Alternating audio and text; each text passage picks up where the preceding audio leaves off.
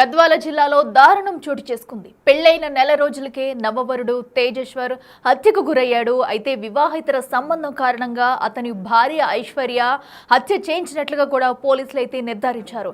అయితే ఇటు తేజేశ్వర్ కూడా సర్వేయర్గా ఒక కంపెనీలో వర్క్ చేస్తూ వస్తున్నాడు. అయితే ఫిబ్రవరిలోనే వీళ్ళిద్దరికీ పెళ్లి కుదురుగా కూడా కొన్ని అనుమానాలు వచ్చి కుటుంబ సభ్యులు పెళ్లిని వాయిదా వేస్తూ గత నెలలో మే నెలలో కూడా వీరి వివాహం జరిగింది. అయితే పెళ్లైన నెల రోజులకే అతని కుమారుడైతే ఇలాగా మృతదేహంగా పడి ఉండడం చూసి కుటుంబ సభ్యులంతా కన్నీరు మున్నీరుగా వెలిపిస్తున్నారు. అయితే ఎవరైతే ఐశ్వర్య అతని భార్య ఐశ్వర్య ఉందో అతనికి ఒక బ్యాంకులో ఉద్యోగం చేస్తున్న బ్యాంక్ మేనేజర్తో వివాహితర సంబంధం ఉంది ముందు నుంచి. సో దాని వల్లనే ఇప్పుడు తేజేశ్వర్ని అయితే సుపారీ ఇచ్చి మరీ హత్య చేయించినట్లయితే పోలీసులు నిర్ధారణకు వచ్చారు. దీంతో ఒక్కసారిగా తేజేశ్వర్ కుటుంబ సభ్యులైతే కన్నీరు మున్నీరుగా వెలిపిస్తున్నారు. సో అయితే పెళ్లి కుదుర్చుకున్న తర్వాత ఫిబ్రవరిలో పెళ్లి కుదిర్చిన తర్వాత కూడా కొన్ని అనుమానాలు వచ్చే పెళ్లిని పోస్ట్ పోన్ చేస్తూ వచ్చి గత నెలలోనే వీరిద్దరికి వివాహం చేసినట్టుగా కూడా కుటుంబ సభ్యులు అయితే చెప్తున్నారు. ఒక్కసారిగా తేజేశ్వర్ మృతితో అయితే అతని కుటుంబంలో విషాద ఛాయలు అలుముకున్నాయనే చెప్పాలి. అయితే మరో పక్కన ఎవరైతే ఉన్నారో ఐశ్వర్య తన తల్లి సుజాతతో కలిసి ఒక సుపారీ కుదుర్చుకుని ఆ సుపారీ గ్యాంగ్తోని హత్య చేసినట్లు కూడా పోలీసులు అయితే చెబుతున్నారు. అయితే తేజేశ్వర్ ఒక కంపెనీలో సర్వేయర్గా వర్క్ చేస్తున్నాడు. సో సుపారీ ఎవరికైతే ఇచ్చిందో ఆ సుపారీ పర్సన్స్ కూడా తేజేశ్వర్ని నమ్మించి ఒక సైడ్ దగ్గరికి రావాలంటూ అక్కడికి తీసుకెళ్లి అతి కిరాతకంగా అక్కడ నరికి చంపినట్టు కూడా పోలీసులు అయితే ఈ ఘటనపై విచారిస్తున్నారు. అయితే ఇప్పుడు ప్రస్తుతం అయితే తేజేశ్వర్ కుటుంబ సభ్యులు కన్నీరు మున్నీరుగా విలపిస్తున్నారు.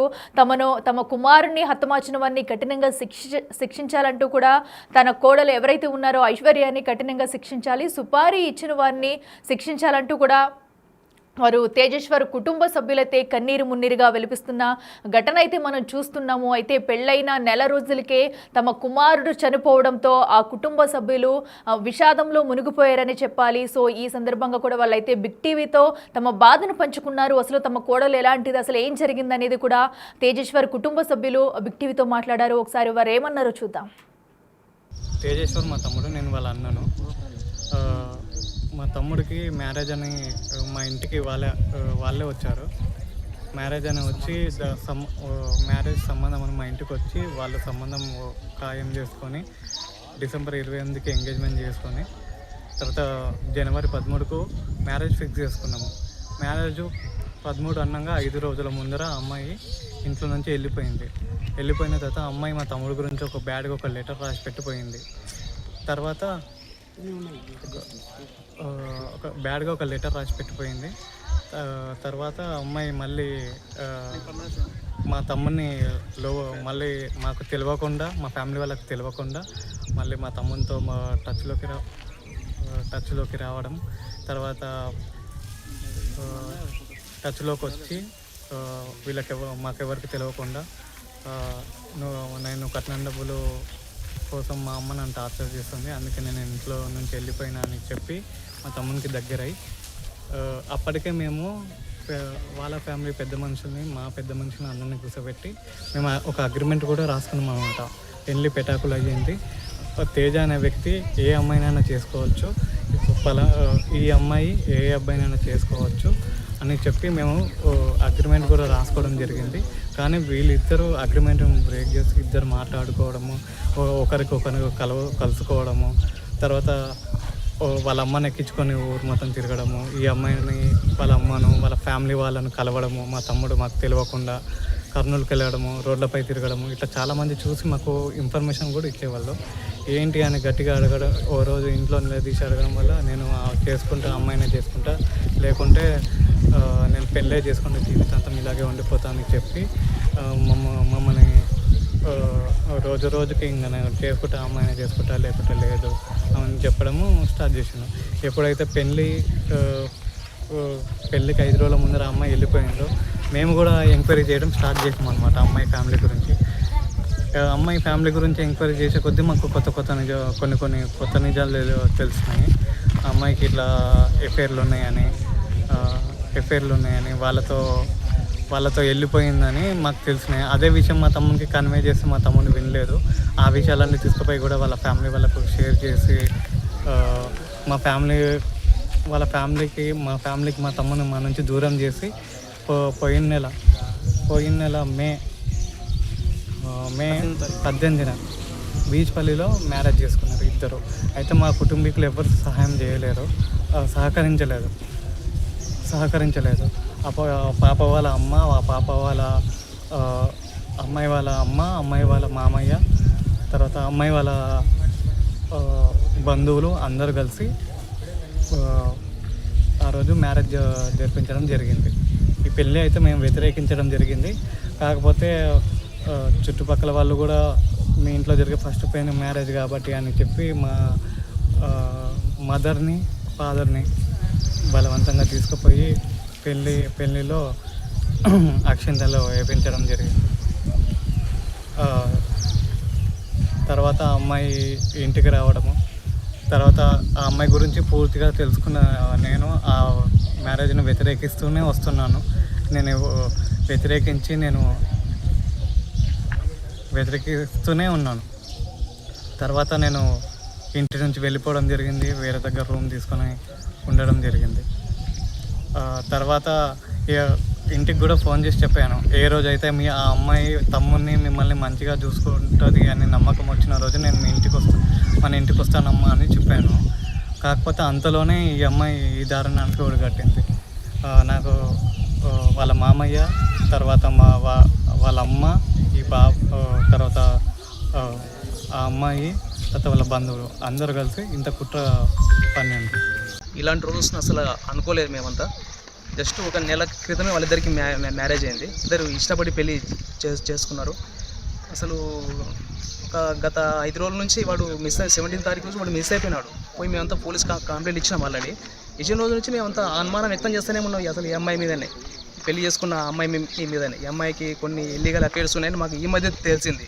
దానివల్లనే వాడిని ట్రాప్ చేసి పెళ్లి చేసుకొని దూరంగా తీసుకెళ్ళి చంపేయించిండ్రని మాకు నిన్న రాత్రి డెడ్ బాడీ మాకు 5 గంటలకి మా అన్న ఫోన్ చేసి చెప్పింది, ఇట్లా డెడ్ బాడీ దొరికింది, తేజలాగానే కనిపిస్తున్నాడు అని మాకు చెప్తే మేము చాలా అసలు ఏంది ఇలా జరిగింది, వాని జీవితం ఇలా ముగిస్తున్నా అసలు అనుకోలేదు మేమంతా. కానీ అసలు మీకు పెళ్ళిళ్ళు, ఒకవేళ అమ్మాయిలకు పెళ్ళిళ్ళు ఇష్టం లేకపోతే పెళ్ళిళ్ళు చేసుకోకండి. అనవసరం ఒకరి జీవితాన్ని ఇట్లా ముగించాల్సిన అవసరం లేదు కదా. మనం చూసాం కదా, అటు తేజేశ్వర్ మృతి పట్ల కుటుంబ సభ్యులు కన్నీరు మున్నీరుగా విలపిస్తున్నారు. అలాగే ఐశ్వర్య గురించి కూడా వారైతే బిగ్ టీవీతో చెప్పుకుని కన్నీటి పర్యంతం అవుతున్న దృశ్యాలైతే మనం చూస్తాము. ఇక మరింత సమాచారం అందించేందుకు మా ప్రతినిధి శంకర్ ఉన్నారు ఫోన్లో. శంకర్, చెప్పండి, వివాహేతర సంబంధమే ఈ హత్యకు దారితీస్తుంది అనుకోవచ్చా? అసలు ఈ ఘటనలో మొత్తం ఎంతమంది ఘటనకు పాల్పడ్డారు? పోలీసులు ఏం చెప్తున్నారు?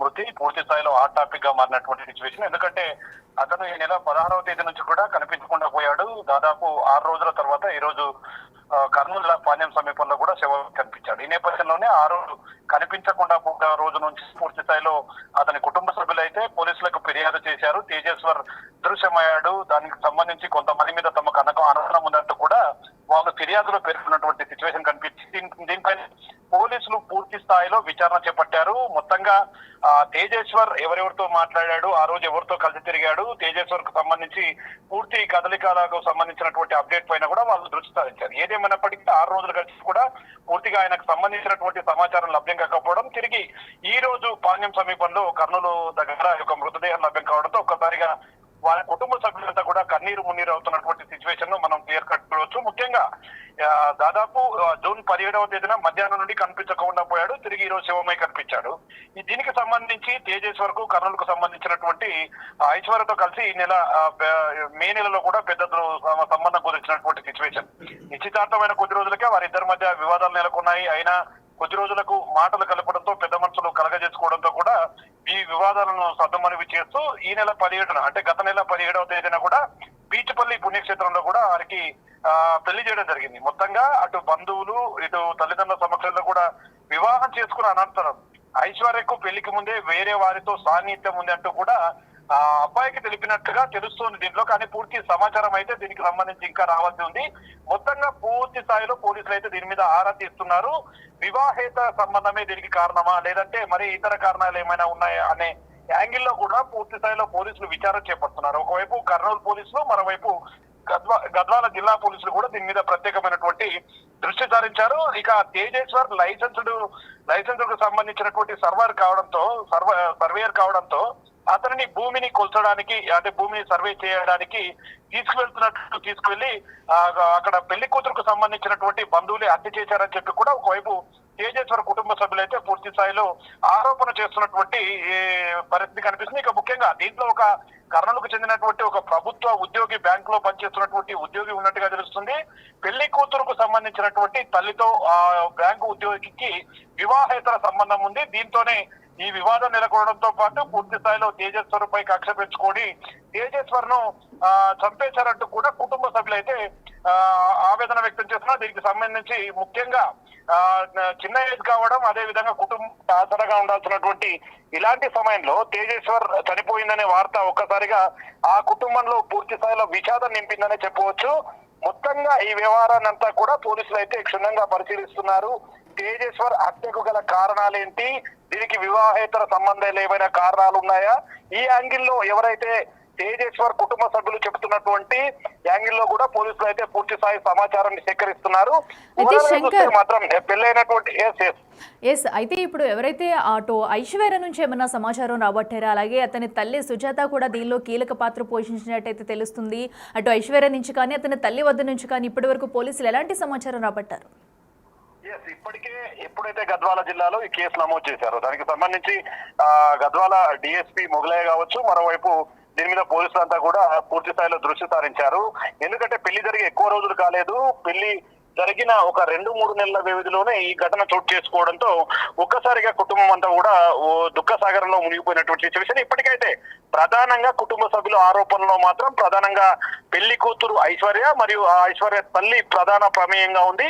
తల్లికి సంబంధించి ఎవరైతే వివాహ సంబంధం ఏర్పరచుకున్నాడో ఆ బ్యాంకు ఊరి వల్లనే ఇదంతా జరిగిందని చెప్పి కూడా ఒకవైపు బంధువుల ఆరోపణ, అదే విధంగా ఫిర్యాదు చేయడం జరిగింది. అయితే పోలీసులు మాత్రం ప్రాథమిక సమాచారాన్ని బట్టి, అంటే గతంలో ఎలా ఉండేది వారి కుటుంబానికి సంబంధించినటువంటి పూర్తి డాటాను తీసుకోవడంతో పాటు ఐశ్వర్య మరియు అదే విధంగా ఐశ్వర్య తల్లికి సంబంధించినటువంటి పూర్తి వివరాలను సేకరిస్తున్నారు. వారు గతంలో ఎవరెవరితో సన్నిహితంగా ఉండేవారు, ఎవరెవరితో కలిసిమెలిసి ఉండేవారు, ఇదే క్రమంలో పెళ్లి జరిగిందా, పెళ్లికి ముందు ఏదైనా సమస్య వచ్చిందనే క్రమంలో కూడా వాళ్ళు పూర్తిస్థాయి వివరాలను అయితే చెప్తున్నటువంటి సేకరిస్తున్నటువంటి సిచ్యువేషన్ ఉంది.